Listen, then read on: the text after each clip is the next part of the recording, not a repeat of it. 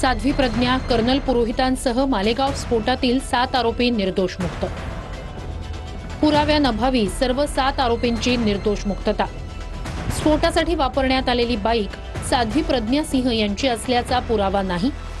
बाईकवर ब्लास्ट झाला हे सिद्ध झालं नाही। सुरुवातीपासून एक वेगळा रंग या केसला देण्यात आला त्या वेळच्या राजकीय लोकांकडून आणि ते एक मोठं नाव त्यात ऍड करण्यात आलं। फक्त ती गाडी वापरली गेली म्हणून साध्वीचं नाव तिथे घेण्यात आलं, पण या केसमध्ये ती गाडी साध्वीची होती हे प्रॉसिक्युशन प्रूव्ह करू शकलं नाही। मान्य कोर्टाने स्पष्ट सांगितलं की एखाद्या केसमध्ये गाडीची ओनरशिप प्रूव्ह करायची असेल chassis number plus engine number दोन्ही प्रूव्ह केलं पाहिजे, जे ह्या केसमध्ये केलेलं नाहीये। मालेगाव बॉम्बस्फोटात साध्वी प्रज्ञा सिंह निर्दोष मुक्त। आरडीएक्स कर्नल पुरोहित यांनी आणल्याचा पुरावा नाही। कर्नल पुरोहित यांनी बॉम्ब बनवल्याचा पुरावा नाही। पुरोहितांनी संस्थेची रक्कम स्फोटासाठी वापरल्याचा पुरावा नाही। अभिनव भारतचा निधी बॉम्बस्फोटासाठी वापरल्याचा पुरावा नाही। कोर्टाने हे सांगितलं की जे 325 साक्षीदार तपासले त्यामध्ये कुठल्याही साक्षीदाराच्या एव्हिडन्समध्ये हे आलेलं नाही की कर्नल पुरोहितने ऑन ड्युटी असताना आरडीएक्स मिळवलं, त्यानंतर आरडीएक्स ट्रान्सपोर्टेशन कसं झालं याच्यावर प्रॉसिक्युशन एजन्सी प्रकाश टाकू शकलेली नाहीये। त्यानंतर नेमकं कुठे हे बॉम्ब असेंबल केले गेले हे सुद्धा प्रॉसिक्युशन एजन्सी समोर आणू शकली नाही, हे कोर्टाने सांगितलं। मोबाईलमध्ये कोणतेही पुरावे सापडले नाही, बोटांचे ठसेही कुठे सापडले नाही। आरोपींनी बैठका केल्या याचा पुरावा नाही। आरोपींच्या विरोधातील बहुतांश आरोप चुकीचे। फक्त संशयाच्या आधारावर आरोपींना शिक्षा होऊ शकत नाही। निर्दोष मुक्तता झालेले समीर कुलकर्णी कोर्टात काय म्हणाले? मला भोपाळमधून अटक करताना माझ्याकडून 900 रुपये काढून घेतले आणि रेकॉर्डवर 700 रुपये दाखवले।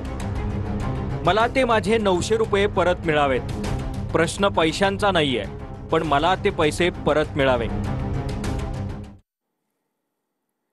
तर मालेगाव बॉम्बस्फोट प्रकरणामध्ये आरोपींची निर्दोष मुक्तता करण्यात आली। पुराव्यांच्या अभावी 7ही आरोपींची निर्दोष मुक्तता करण्यात आली। 17 वर्षांनंतर न्यायमूर्ती लाहोटी यांनी हा निर्णय दिलेला आहे। त्यानंतर हिंदुत्ववादी संघटनांकडनं या जल्लोष केला जातोय। मालेगावमध्ये हिंदुत्ववादी संघटनांकडनं साध्वी प्रज्ञा सिंह हिच्या फोटोवर दुग्धाभिषेक करण्यात आला। त्यानंतर न्याय मिळाला अशी प्रतिक्रिया यामध्ये 7 जणांनी निर्दोष ठरलेल्या 7 जणांनी दिली आहे। निकालासाठी कोर्टाचे आभार मानतो असं उपमुख्यमंत्री एकनाथ शिंदेंनी म्हटलं, तर मुख्यमंत्री देवेंद्र फडणवीस यांनी देखील यावर प्रतिक्रिया दिली आहे।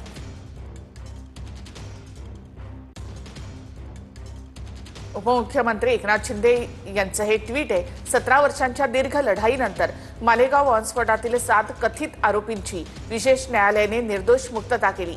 न्यायाला उशीर झाला हे खरं आहे, पण सत्य कधीही पराजित होत नसतं हे पुन्हा एक वार सिद्ध झालं।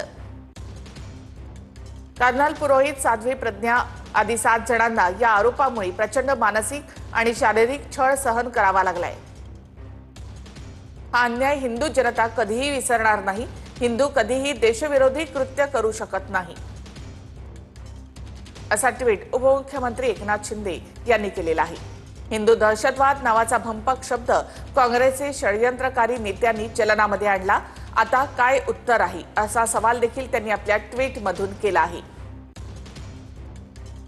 एक काळकुट्ट पर्व आज संपलं। हिंदू धर्मीयांवरचा कलंक पुसला गेलाय।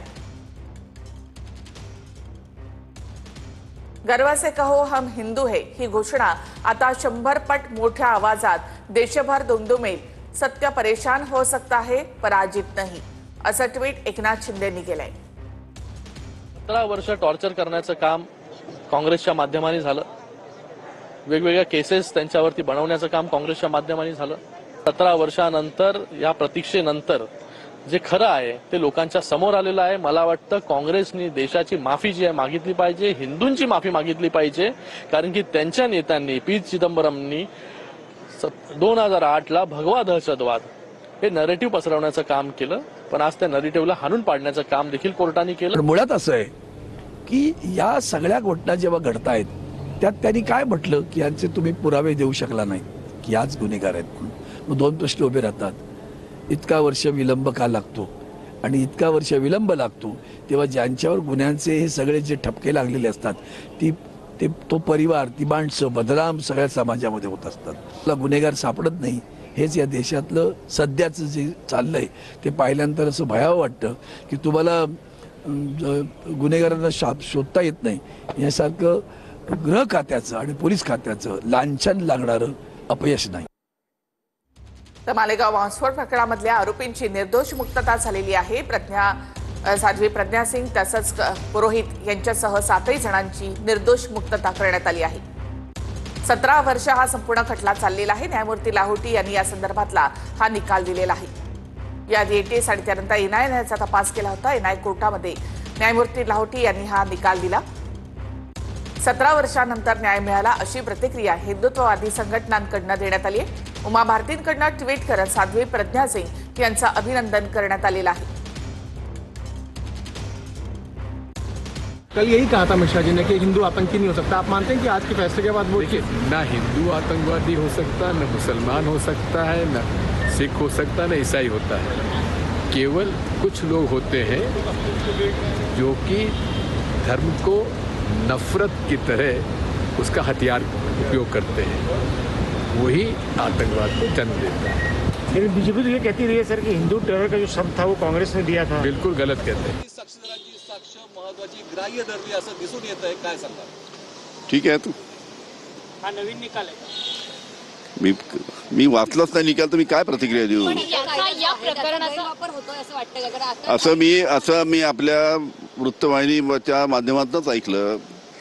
त्याच्याबद्दल यूएपी बद्दल काय म्हटलंय, मोकोका बद्दल काय. आरोपियों की अभियुक्तों को दोषी करार करने के लिए पूरा नहीं है और इसमें किसी भी तरह का षड्यंत्र या साजिश या किसी भी प्रक्रिया का बॉम्ब विस्फोट इन आरोपियों ने नहीं किया, ऐसा क्लियर फाइंडिंग माननीय न्यायालय की ओर से आया है. ठीक है, इसके चलते हम सब लोगों ने अपनी भावनाएं माननीय न्यायालय को भी व्यक्त की और न्यायालय के आभार व्यक्त किए कि उन्होंने बहुत ही उम्दा तरीके से इस मुकदमे को चलाया और आज उसका निर्णय दिया. आतंकवाद इस तरीके का जो शब्द है उसका इस्तेमाल किया गया था कांग्रेस की ओर से, इसके ऊपर भी टिप्पणी की गई. कोर्ट ने जो जज है उन्होंने ये भी कहा